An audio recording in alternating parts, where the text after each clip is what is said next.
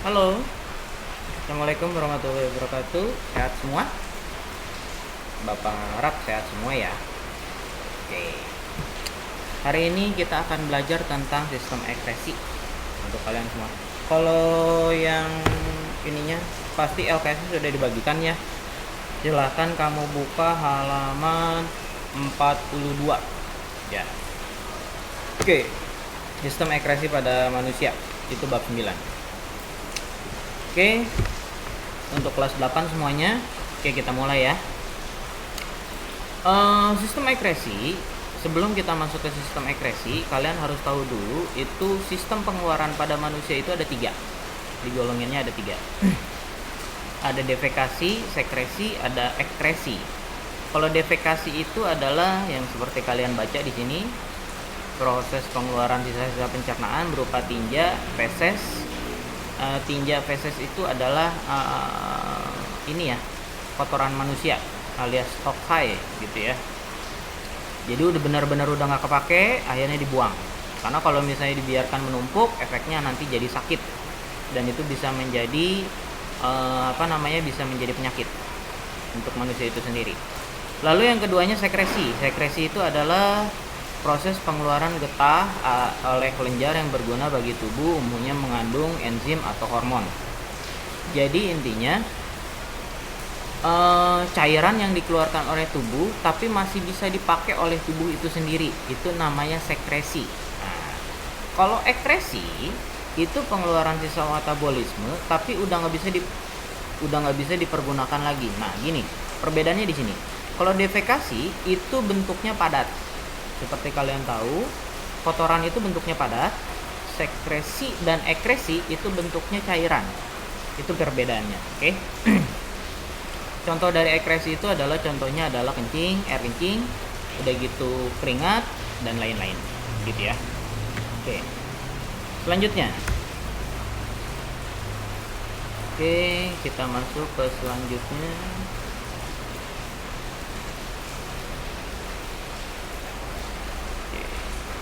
Ya.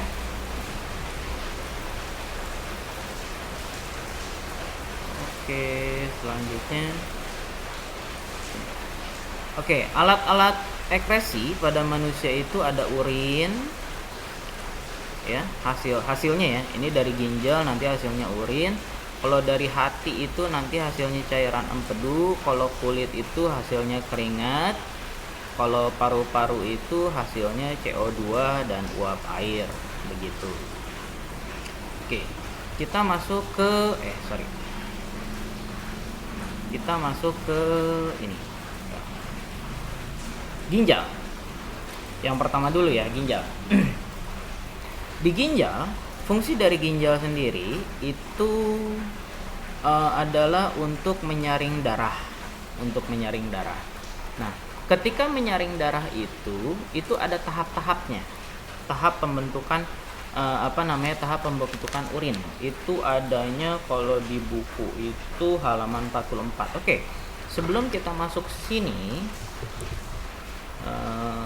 kalian masuk dulu ke, coba ya, kita keluar dulu.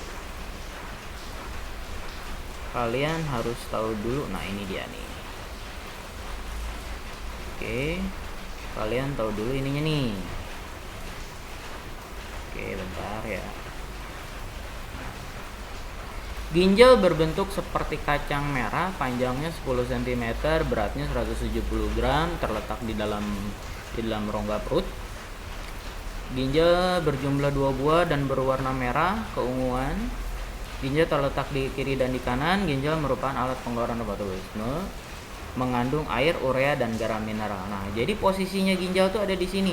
Jadi kurang lebih ini adanya di daerah pinggang ya. Ada di daerah pinggang bagian belakang. Makanya kalau kamu kurang kurang minum, itu efeknya sok cangkel ya. Udah gitu kalau kamu juga kurang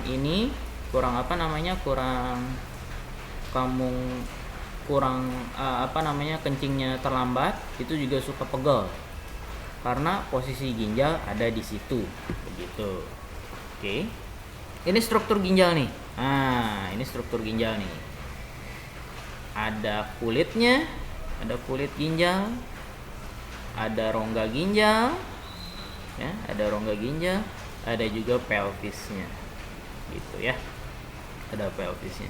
Ini kortek nih, ini kulit ginjal, tempat terjadinya yang namanya nanti proses penyaringan darah nih di sini nih. Nah, ini adalah medula atau sumsum ginjal, ya. Kalau kamu lihat di halaman 43, ini medula nih. Ini tempat hasil dari urin. Hasil dari urin yang udah jadi ini dimasukin ke sini. Nah, dari sini baru masuk ke pelvis. Baru masuk yang dari sini ini dikumpulin di sini nih. Baru nanti ke sini. Begitu. Prosesnya sebenarnya sesimpel itu. Prosesnya.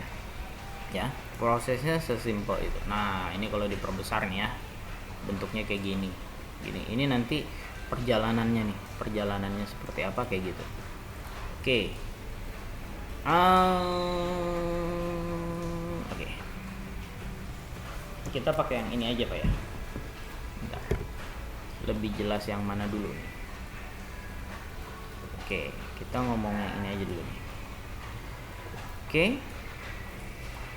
Filtrasi itu adalah cairan yang tersaring ditampung oleh simpai Bowman. Cairan tersebut mengandung urea, glukosa, air, macam-macam tuh ya. Darah dan protein tetap tinggal di dalam kapiler darah karena tidak dapat menembus pori-pori glomerulus cairan tersebut menjadi urin primer. Setiap hari darah disaring sampai dengan 170 liter. Oke, untuk lebih jelasnya yang ini nih. Nah, kalau nggak salah ini lebih jelas nanti. Nah, ini dia. Filtrasi ini tahapnya seperti ini. Ini tahap-tahap filtrasi ini ya. Ini tahap-tahap filtrasi. Ini. Jadi si darah itu banyak yang mengandung zat-zat sisa metabolisme masuk ke dalam ginjal, cairan tubuh, pembuluh arteri masuk ke dalam badan Malpighi.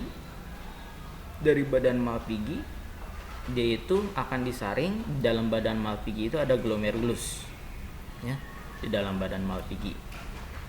Lalu membran glomerulus itu dan kapsula Bowman itu bersifat permeable.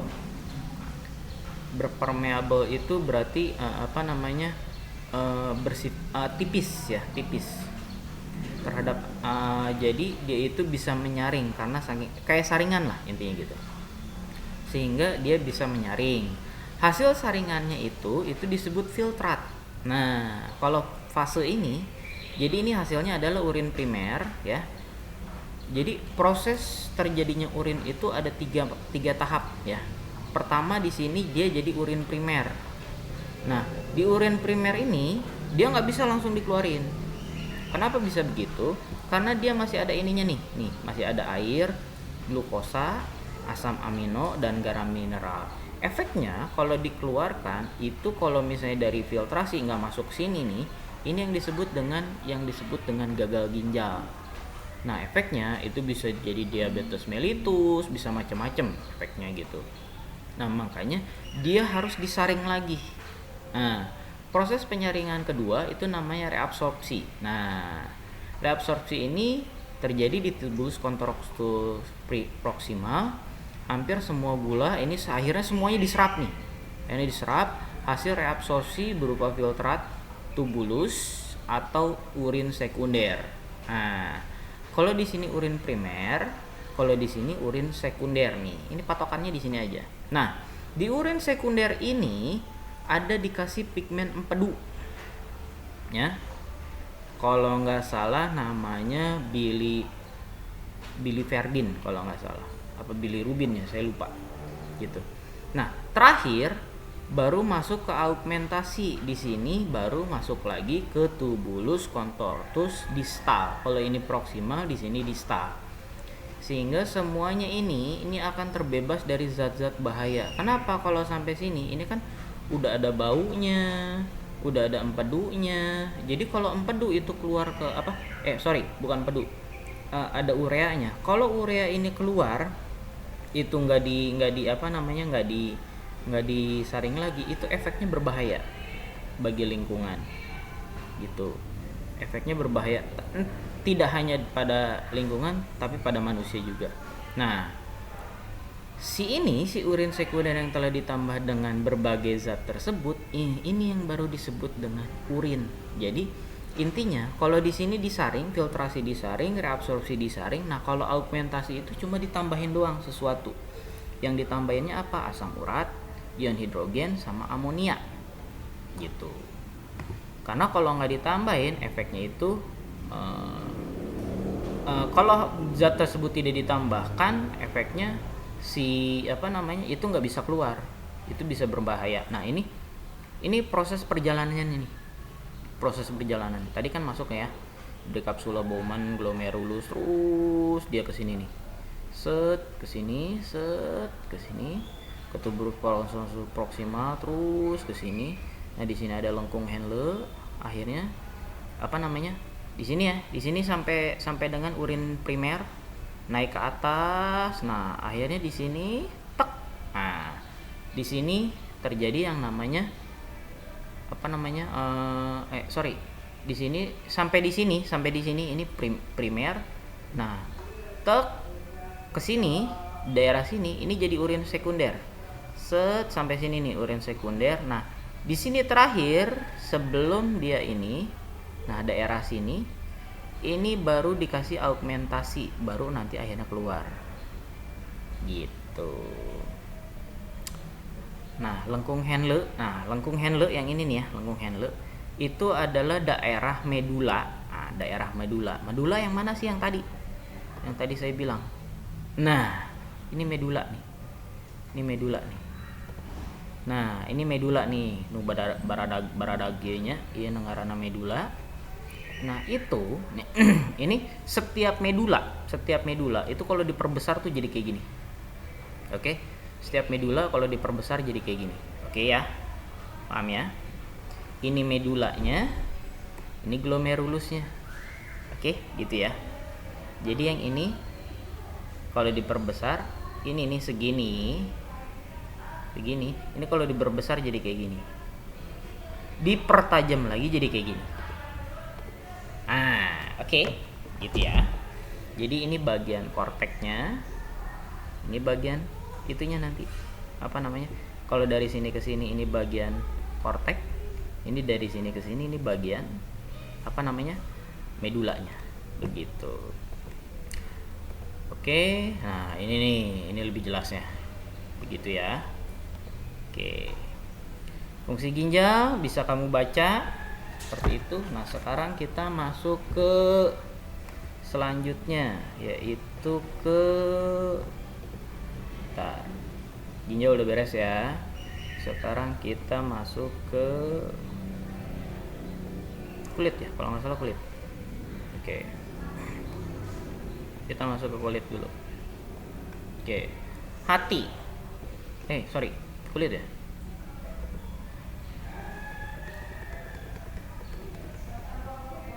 Kita masuk fungsi kulit.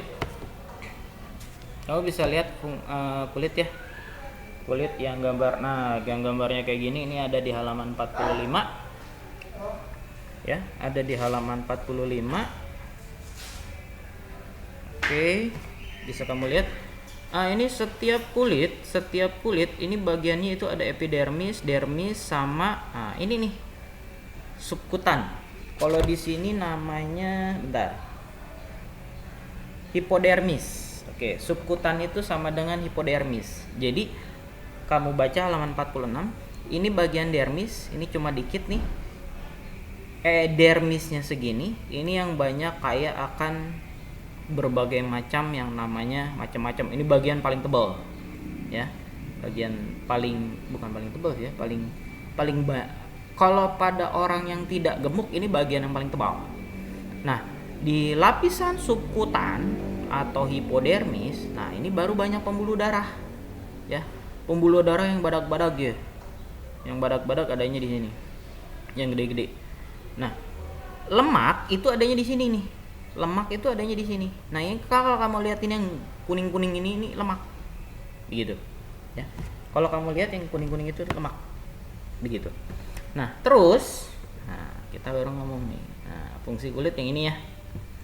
Bisa kamu baca fungsi kulit mah itu ada nggak ya di sini ya? Oh nggak ada.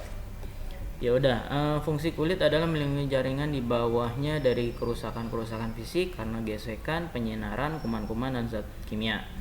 Terus mengurangi kehilangan air, mengatur suhu tubuh, menerima rangsangan dari luar dan sebagai alat ekskresi. Jadi kenapa disebut menerima rangsangan dari luar? Ya simpelnya begini, kamu bisa ngerasain yang namanya kalau disentuh orang kerasa kan, nah itu yang disebut dengan rangsangan. Nah gitu ya. Nah ini bagian tadi itu, bagian-bagian kulit. Ini kulit ari atau dermis, kulit jangat. Ini bagian kulit jangat, ini bagian epidermisnya. Bagian epidermis itu dikategorikan jadi ada lapisan tanduk. Ini paling luar nih. Jadi kalau misalnya kamu ini bagian yang sel-sel kulit mati. Jadi ini kalau misalnya menyebabkan kalau kalian itu kulitnya kurang cerah ya, agak gelap. Kan kalau sekarang banyak iklan-iklan katanya mencerahkan gitu ya. Nah ini bagian yang paling luar. Ini yang bisa dikikis dengan produk-produk yang sekarang zaman sekarang banyak. Kalau misalnya kalian mau putih, jadi ini yang dihabisin nih gitu. Cuman kalau misalnya ini terlalu tipis, nah ini nih, ini kan fungsinya adalah mencegah masuknya kuman ya. Nah jadi kalau ini terlalu tipis, nanti kuman gampang masuk, simpelnya gitu. Oke. Terus ada granula, granulosum ya, stratum granulosum. Ini lama kelamaan akan mati, kemudian terdorong ke atas menjadi lapisan tanduk. Nah ini yang disebut dengan pigmen. Ini yang memberikan warna. Nah, jadi ini kalau udah tua, ini nanti kedorong, akhirnya jadi kayak gini. Nah, gampang ya. Jadi kalau misalnya kamu, kalau misalnya produk-produk zaman sekarang tuh hebat. Jadi yang dicerahkan itu bukan yang ininya saja, tapi dia masuk ke sini. Nah, gitu ya. Terakhir baru ke sini. Ini lapisan yang mengandung sel-sel baru. Ini yang cikal bakal, ini yang masih bodas-bodas ya. Ya, ini bagian yang tidak ada tidak ada hormon melaninnya, belum ada. Jadi kalau misalnya produk kecantikan itu yang diharapkan ketika nanti dari sini ke sini ini masih tetap putih nih. Jadi dari sini ke sini ini tetap putih, nanti keluar ke sini tetap putih jadinya gitu. Gampangnya seperti itu. Nah kalau ini mah kelenjar keringat ya, terutamanya ada kelenjar keringat, udah gitu saraf indera. Jadi makanya kalau misalnya megang yang panas atau yang dingin, kenapa bisa kerasa gitu ya? Karena ada bagian yang ini, ada bagian di dermis nih, kulit jangat. Nah yang terakhir ini jaringan lemak yang subkutan atau sering disebut dengan hipodermis ya. Di situ ada kelenjar adiposa atau jaringan lemak, udah gitu ada jaringan lemaknya juga, adanya pokoknya ada di bawah kulit gitu. Nah ini ya strukturnya, jadi komposisinya seperti itu. Oke, itu tentang kulit. Sekarang masuk ke paru-paru. Oke, paru-paru fungsinya sebagai alat pernapasan, kamu udah baca ya sebelumnya kan. Sebelum ini kan bab tentang sistem pernapasan ya. Dia itu di paru-paru itu dari karbon dioksida dan uap air, itu kan hasil pengeluarannya, dia menarik oksigen gitu ya. Hasilnya adalah CO2 dan H2O. Tugas paru-paru adalah mengeluarkan karbon dioksida dan uap air. Hal benar sarwajeng ieu tah. Jika tidak dikeluarkan, zat-zat tersebut akan menjadi racun. Ya, karena kalau nggak dikeluarin bisa jadi racun ya. Makanya kalau kamu kekurangan oksigen, efeknya leles, alias kamu tuh ya efeknya kayak orang gimana sih? Kalau kamu lari, efek dari kurang oksigen tuh contohnya adalah kamu lari. Kalau kamu lari pelajaran olahraga, lari terus aja, itu kan capek banget ya. Kamu suka pusing-pusing, nah itu sebenarnya kurang oksigen di kepala, daerah kepala itu kurang. Efeknya lemes, kayak mau pingsan. Nah itu adalah kekurangan oksigen, begitu. Tadi itu udah paru-paru, berarti sekarang tinggal hati ya. sekarang masuk ke hati. Terakhir, hati. Hati adalah hati merupakan kelenjar. Nah, kelenjar terbesar dalam tubuh yang terletak di dalam rongga perut sebelah kanan di bawah diafragma. Jadi itu adanya hati itu sebelah kanannya lambung, tapi adanya di depan. Kalau lambung itu adanya di tengah, ya. Jadi kalau saya contohin, kalau saya berdiri ya, ini lambung, ini hati ada di sini, gitu. Beratnya kurang lebih 2 kg, ya. Beratnya kurang lebih 2 kg. Dia menghasilkan cairan pedu, ya. Ada bilirubin, contohnya adalah bilirubin, ada biliverdin. Kalau kamu lihat di halaman 49, kalau bilirubin itu hasilnya urobilin, itu adanya di feses dan di urin, ya. Yang tadi ya, zat warna yang tadi saya ngomongin, itu adanya di feses dan di urin. Kalau biliverdin itu untuk zat warna empedu, disalurkan ke kantong empedu, gitu ya. Oke. Empedu dihasilkan di hati ditampung di dalam kantong empedu. Garam-garam empedu berfungsi mengemulsi lemak dalam proses pencernaan makanan. Jadi sebenarnya empedu itu punya fungsi. Contohnya adalah untuk mengemulsi lemak, gitu. Ya. Dan zat warna empedu yang hanya berwarna hijau kebiruan merupakan zat sisa berasal dari perombakan hemoglobin sel darah merah di dalam hati. Nah, jadi zat warna empedu itu dari sel darah merah yang sudah mati, gitu. Jadi sel darah merah yang udah mati itu dirombak. Jadi apa? Jadi zat warna empedu, gitu. Mau itu urobilin, mau itu bilirubin, mau itu biliverdin, itu hasilnya begitu, ya. Itu hasil dari yang namanya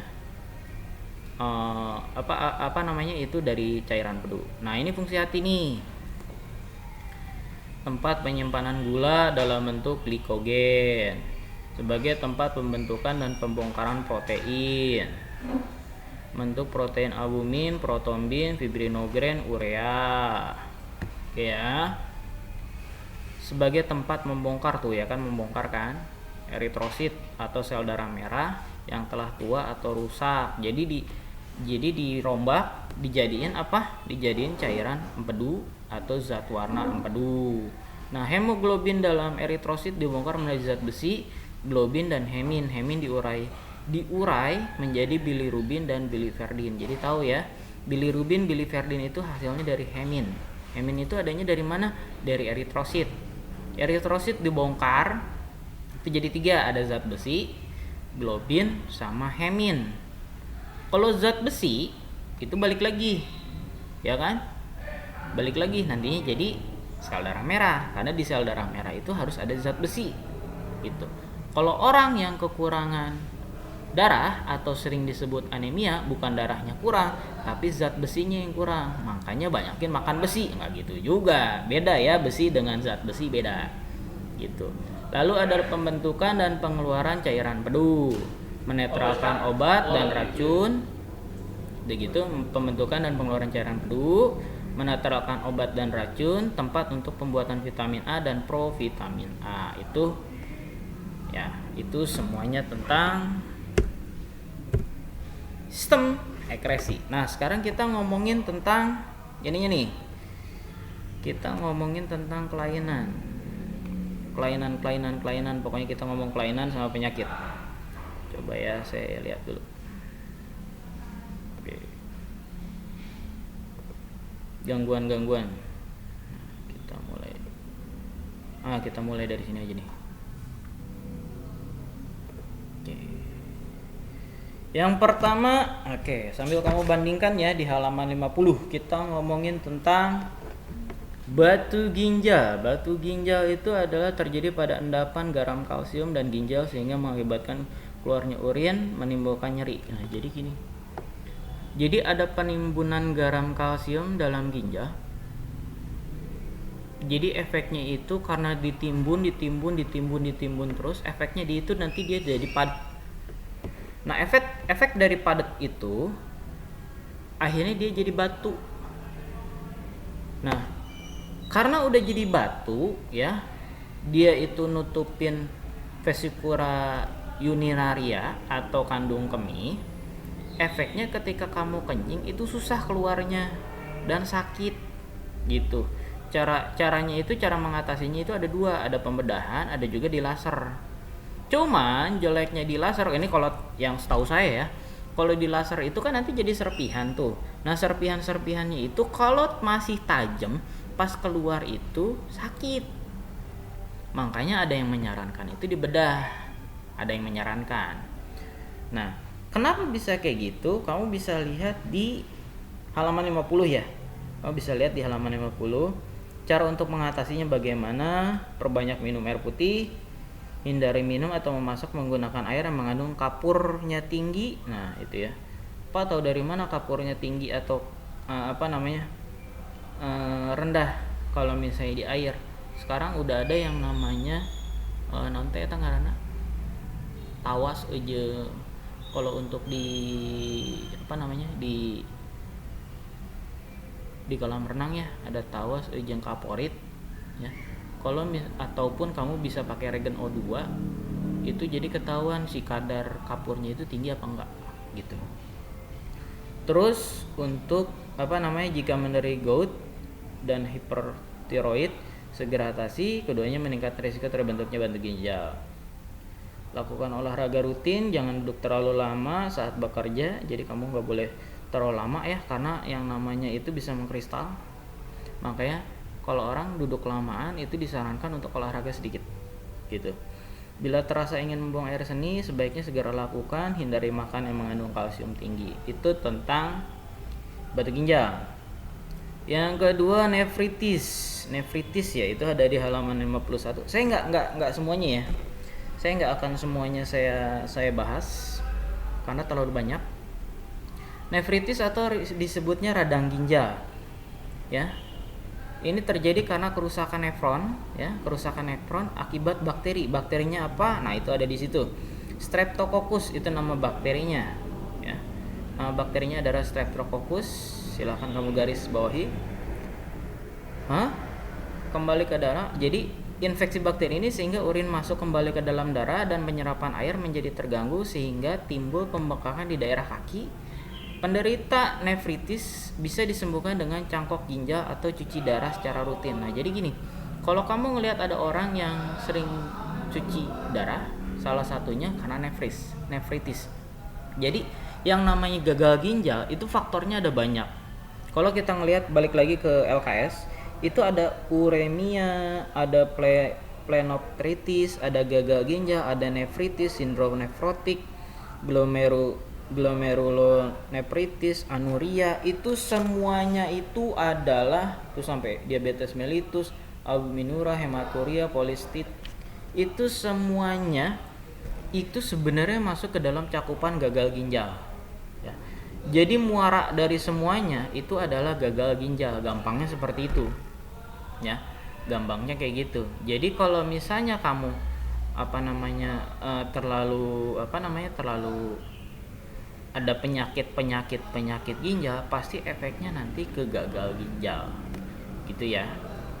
Oke, sekarang kita masuk ke kulit. Oke, ke kulit ya. Kulit, biduran, biduran itu ada di halaman 53. Urtikaria biduran itu adalah bentol-bentol yang tidak beraturan dan terasa gatal. Pengobatan dapat dilakukan dengan reseptor. Biduran itu hampir sama atau sering disebutnya alergi, gampangnya gitu ya. Biduran tuh alergi bentol-bentol, itu biduran namanya. Gampang kan?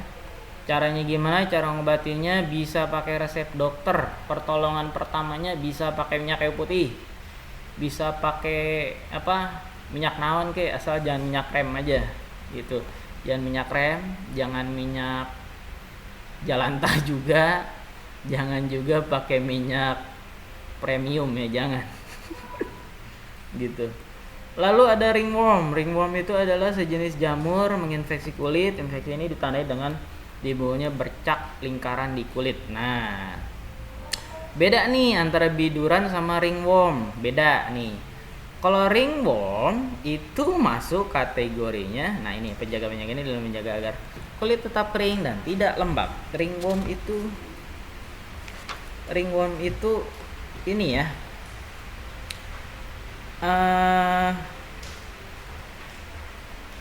Itu jamuran kamu ya, intinya jamuran. Jadi itu sebenarnya masuk kategori ya, kalau di sini nggak dijelasin di halaman 53. Skabis atau kudis, kura, panu, ringworm eta sarua wae. Jadi masuk kategorinya sama. Cuman yang ngebedain apanya Pak? Yang ngebedain cuma jamurnya aja. Gampangnya mah begitu ya. Karena jamurnya beda-beda nih. Contohnya kalau panu itu Tinea versicolor. Ini kalau di kurap ini nggak jelas nih di sini. Cuma itu yang pertama, yang kedua letaknya. Perbedaan cuma di letaknya. Nah, kalau ringworm ini bisa terjadi di segala tubuh. Dari atas sampai bawah. Kalau panu bisa ya, di seluruh tubuh bisa ya. Gitu. Nah, terus psoriasis.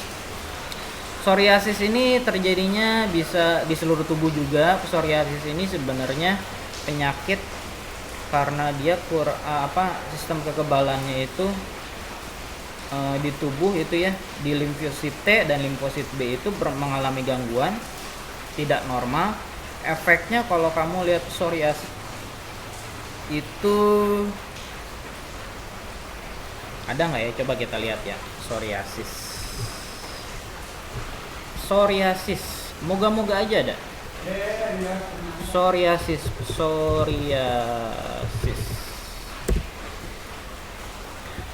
Moga-moga ada gambarnya. Kita lihat psoriasis. Contoh dari psoriasis. Nah, ini contoh psoriasis nih, kayak gini. Ini psoriasis. Jadi kayak luka bakar ya. Nih kayak luka bakar tuh. Ini psoriasis semua. Sorry. Gambarnya aneh-aneh ya. Sorry. Nih ya. Ini psoriasis nih. Jadi kayak luka bakar tapi bukan.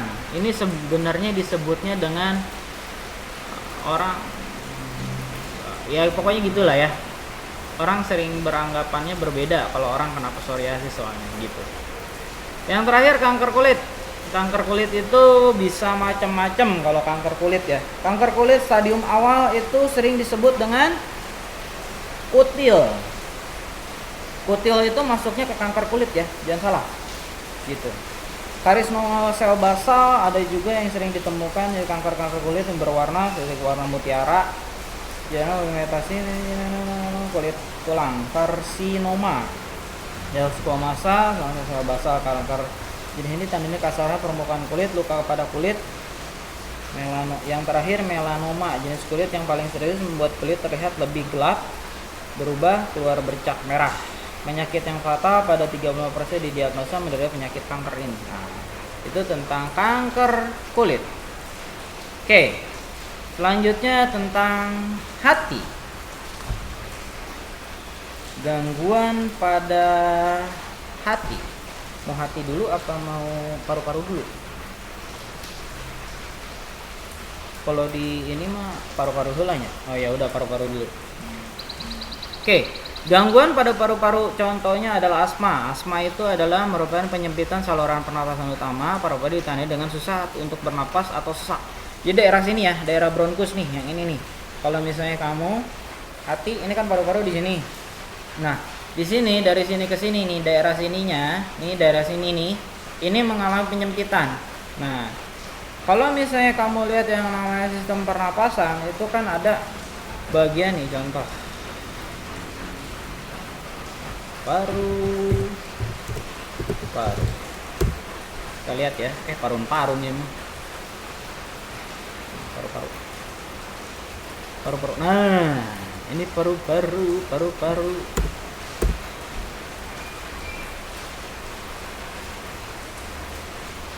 Nah ini ya, kan kalau di paru-paru nya, itunya di paru-paru nih ya, Di paru-paru ini kan kalau kamu lihat nih ada dari sini sampai sini ya. Nah, ini ya. Nah, ini yang mengalami penyempitan. Nah, ini kalau kamu lihat nih kan bentuknya nih kayak gini nih ya. Ada kayak per gitu ya. Ada kayak per gitu. Nah, itu teh ya. Itu teh dia nggak bisa begini. Dia nggak bisa begini, nggak bisa begini. Nggak bisa begini juga. Itu asma. Ya, itu asma. Gitu. Terus ada TBC atau tuberkulosis. Itu ada di halaman, ada nggak di sini? Emfisema, TBC. Itu TBC nya di dia. Ya adalah TBC atau tuberkulosis. Ada nggak di situ ya? Kayaknya nggak ada ya. Harusnya masuk nih. Oh ada nih. Sorry. 54. TBC ada di halaman 54. Itu diakibatkan oleh Mycobacterium tuberculosis yang menyerang paru-paru sehingga pada bagian dalam alveolus terjadi bintil-bintil, dapat menyebabkan kematian. Nah, di mana sih letaknya? Nih di sini nih. Yang tadi. Nih, di daerah-daerah sini ini ada titik-titik. Banyak titik-titik. Ya. Jadi kalau misalnya kamu di ronsen di sini banyak titik-titik, itu berarti TB.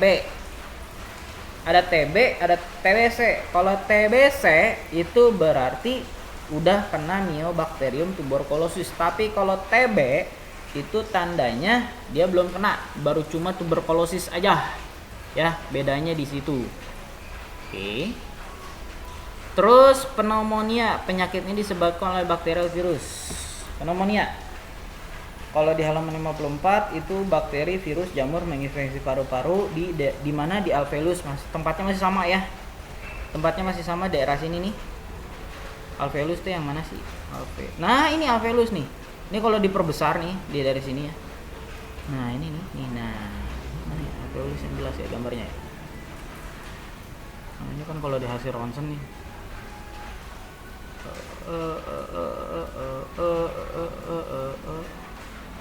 Ini ada nih.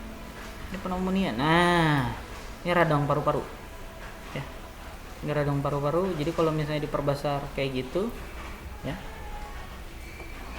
Ini perbedaan kalau misalnya orang kena penyakit paru-paru. Ini kok jadi COVID nih?